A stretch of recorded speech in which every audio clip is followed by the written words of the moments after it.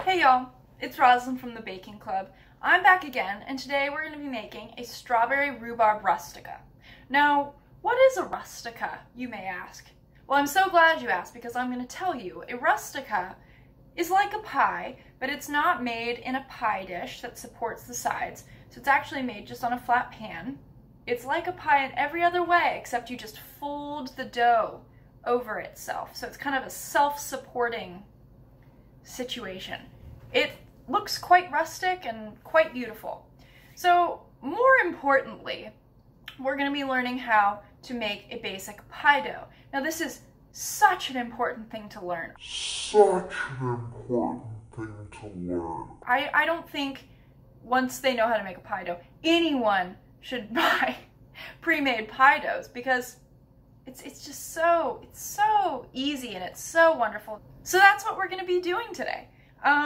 This recipe is so simple, and I know there's not really that much flour on the shelves right now, so you can make this with like any flour. You can't find all-purpose flour, use whole wheat flour. You can't use whole wheat flour, use almond flour. Use ground oats, like really finely ground oats though. Like, you can use anything. The coarser it gets, the more rustic you can call it, but you pretty much do this with anything. So for 1 unit of pie crust, that would be like the underside of the pie, you're gonna need 1 cup flour, 1/2 teaspoon of salt, a 1/3 cup plus 2 tablespoons of shortening of any kind. So I like to use butter because I think it tastes delicious, but you can also use Crisco, which is vegan, so that's your vegan alternative. But you need some kind of fat to bind it together. And then you just need some water. That's literally it. 4 ingredients. Super easy.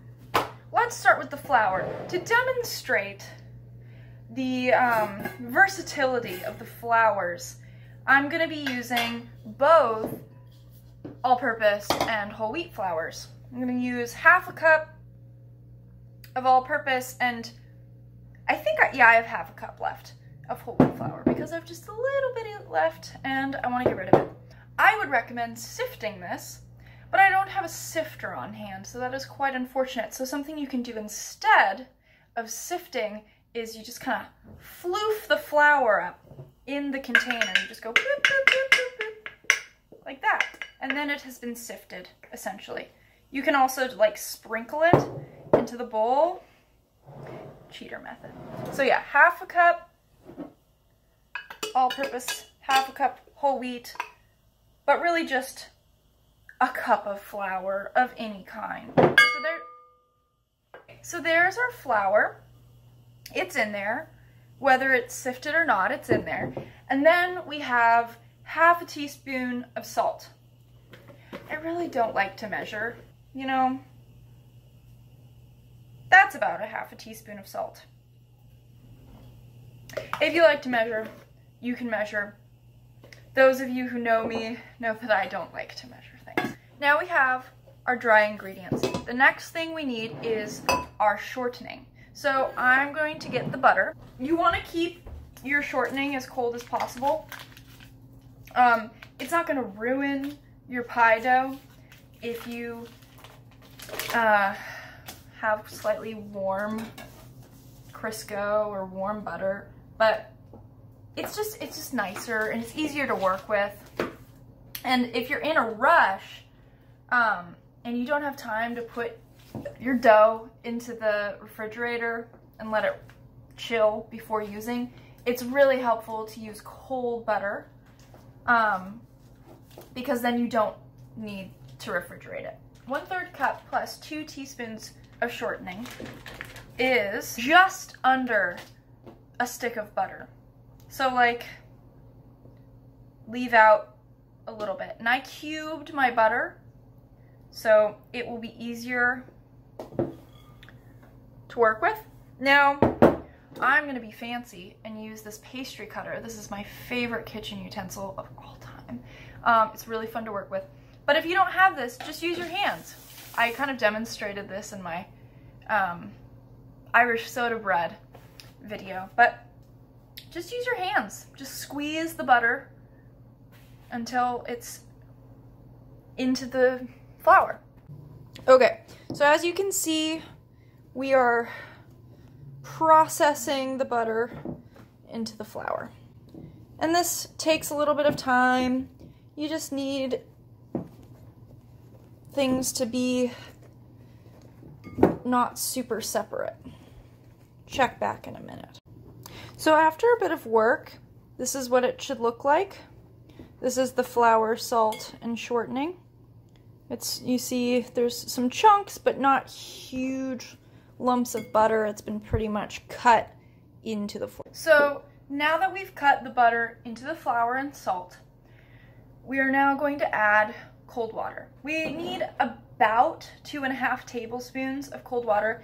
This, I say about because it's kind of different every time. You kind of can tell by the consistency of the dough. And you're gonna mix this in with a fork. So here's my fork. And you're just gonna, boop, boop. Can't really see very well. And I can already tell this needs more water. See how dry it is. We're gonna go for another tablespoon. When you are adding more water, I would say go about a tablespoon at a time. That way you can't really mess it up. My dough has now come together. I used about 4 to 5 tablespoons of water. And that's really because my butter was really cold. I think the reason that the recipe calls for so little is because sometimes it'll be warmer and then that's just too much water. I now have this beautiful dough ready to be rolled. So again, this is one unit of dough. This is one crust. So if you're making a pie and you only want the underside, this is what you would need. If you want to make something like an apple pie or a pot pie and you need both crusts, you need to double this recipe. You can also make hand pies. You just roll it out and cut it into squares. This tastes very good. So now you're ready to roll out your dough. You're gonna need a rolling pin, obviously, and some flat surface. Heavily flour your surface, because if you don't flour your surface and your dough starts to stick to it, it is not pretty, trust me. Floured surface, dough. On the floured surface, we're gonna roll.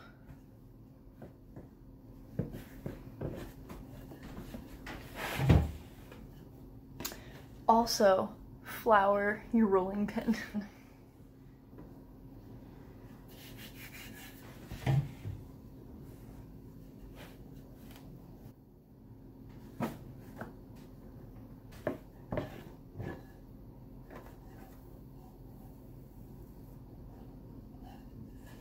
Okay, so pie dough has been rolled out and put on the pan. So what I have to work with for the filling is 4 stalks of rhubarb and a bag of frozen strawberries. Like literally, you can do this with anything you want. You could put anything you want in this. You can make it savory. You could put vegetables and meat in it and make little hand pies. Do what you want. I'm not the boss. This is just what I'm doing. Okay? Okay. So we got some rhubarb stalks and some strawberries, and I'm gonna put maple syrup to sweeten and some flour to thicken it, and that's literally all I'm doing. Chop these rhubarb into small little pieces.